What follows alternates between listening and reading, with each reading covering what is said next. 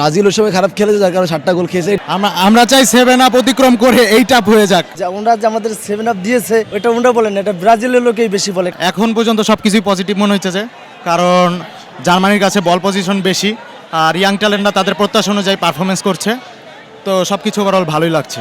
আমি যতটুকু দেখেছি এই জার্মানির লোকে আমাদেরকে আজ পর্যন্ত কেউ বলে না যে আমরা 7টা খাইছি 7 আপ, এগুলো জার্মানির লোক থেকে এখনো আজ পর্যন্ত শুনি না, যত ভাই ব্রাদার আছে। কারণ এইগুলো বলার শুধু আর্জেন্টিনার লোকগুলোই বলছে, দেখো বলে 7 আপ 7টা খাইছে। খেলা খুবই ভালো হচ্ছে এবং জার্মানি খুবই ভালো খেলতেছে, এবং নতুন দল হিসাবে জার্মানির বিপক্ষে যে দলটি খেলছে তারাও খুব ভালো খেলছে। তো আমরা আসলে দুই দলের জন্য শুভকামনা জানাচ্ছি। জার্মানি অনেক পুরাতন টিম, তারা তাদের যে ছন্দের খেলা তারা সেটি আসলে খেলছে। 14 সালের সেই কথা মনে আছে? না, মনে থাকবে না কেন, মনে থাকাটা স্বাভাবিক। এটি ফুটবল যেহেতু গোলের খেলা, যে যত বেশি গোল দিবে সেই জিতবে, এবং তার পক্ষে ম্যাচটা আসলে যাবে।